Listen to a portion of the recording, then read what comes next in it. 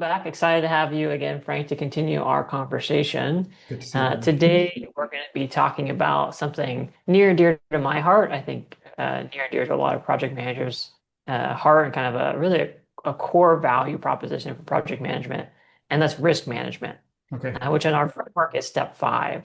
So, why is risk step five? That feels a little late in the game, doesn't it, to be getting to risk? And obviously, you would think about risks, at the highest level, as you go through what you call it, the project life cycle. You would think about risks with financing and risks with the business and marketing and market share. But obviously, we're thinking about risks of the work that we're going to do. So we need to know the work so that we can understand the risks that we're going to do. And so that was why we would put it after the work breakdown structure. There will be risks, environmental risks, of course, other risks, but primarily for us, it's thinking about risks that might happen because of translations or because of work that we have to do, design work, development work, installation work, whatever. And so, yeah, having it after the work breakdown structure just means there's less back and forward. So that's where I would put it. Yeah. Which again gets back to this whole idea. It's like this framework not only has like an order, but it has a flow. Yes. We're really relying on the previous steps, the information from it, to do a good job on the step that we're working on. So, yeah, for those of you who are listening, if you haven't looked at the work breakdown structure, step four module, I highly recommend you look at that. And if you haven't looked at one before that, you need to look at that one first and all the way back. The So we requirements start and with then the step stakeholders and then the one. goal and This will be a much more engaging and helpful conversation for you if you okay. start there. So, okay, so let's start with just the very basics of risk management. What should I be thinking about? What should immediately come to mind when I think about risk management? Well, I love this idea, the definition of a project being something temporary, needing a schedule, and unique, meaning we haven't done it before. And we have to be honest with ourselves. Like if we've done it before, well, then it's an operation. Let's operationalize it. Let's bring in standard operating procedures. Quality becomes a defining characteristic.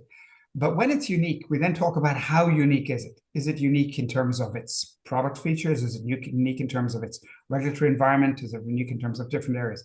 And so that uniqueness brings this uncertainty. And anytime, and basically risks is uncertainty. So we're looking at things that we may not be able to predict, and therefore, with any great precision. So therefore, we need to think of what the event might be. We need to think of the likelihood of that event happening. And most importantly, we need to think about the impact of that on our objectives. And so that's what risk is. It's managing that uncertainty in the future. Now, for us as a medical device company, we talk about risk management a lot in the context of medical device and design control specifically. And so we have risk documents that we create as part of our projects. We have to get them signed off. We share them with the FDA, et cetera. What's the difference between what we're talking about here and that type of risk management? I think we could make a slight distinction between product risk and project risk. So, product being anything to do with the thing itself, and how it operates in the real world, whether it would harm anybody. And so, that word we might use is safety, getting in towards safety and how that might need to be regulated more. But the things that might trip you up might be that it's late or that it's over budget or that something like that. It's more an environmental feature. Yeah, difficult to manufacture. Something like that. So there are definitely risk being both the product and the project combined. Now, you already have a great discipline on the product risk, and we need to basically get up to the same level with the project risk. Because, I could ask you, Barry, are projects ever late in Intuitive? Are projects ever over budget? Do you ever? Never, absolutely never. No, we've never had a situation like that before. Yeah, so I think No, having that discipline to say we will absorb what is done in product risk and then build on it with what's called project risk, and then see if we can have a better picture of the total uncertainty that we're facing in this adventure. yeah, and I've heard you use the phrase "no more concerns," Right. as not rather than "no more risks." Like, why concerns? I feel like you've I used that word often in these conversations.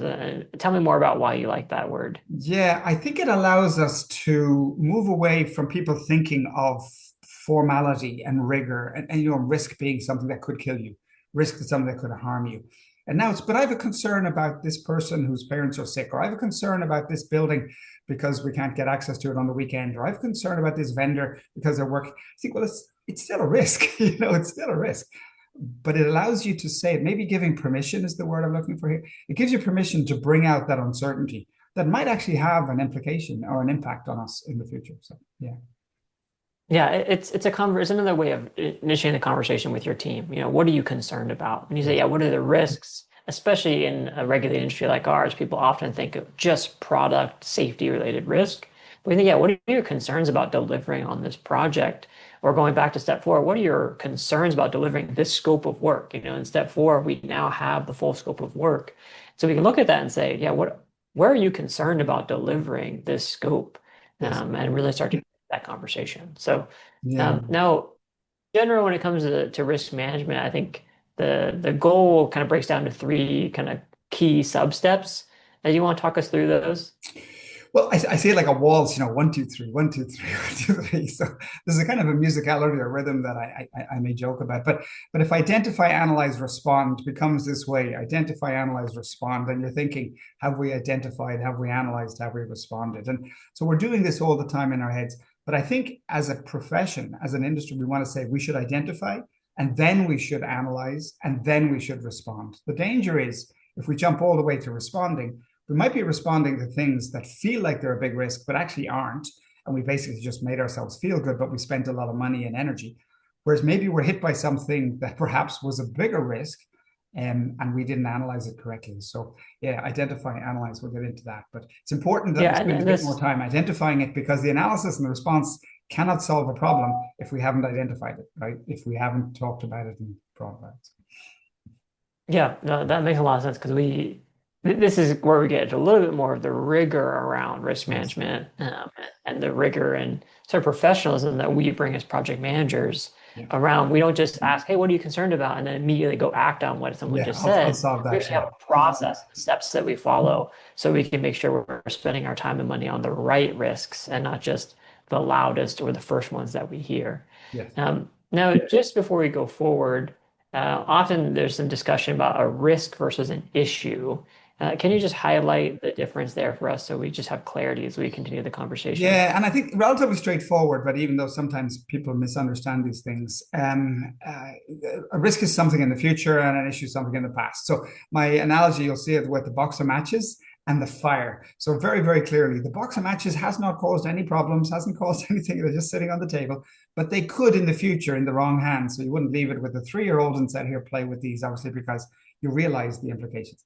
So the issues are the fires, and we hear about firefighting. You've heard the expression, I'm putting out fires, and maybe sometimes I get promoted because I put out fires and then I start fires again because that's my style, right?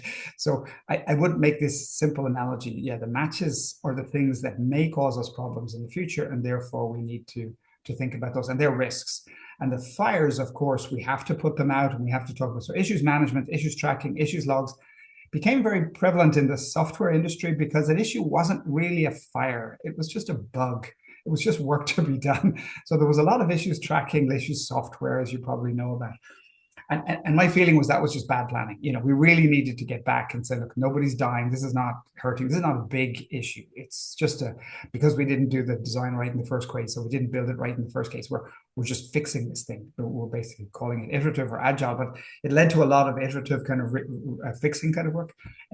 But yeah, so issues or fires and risks are the matches that might cause us fires. Right.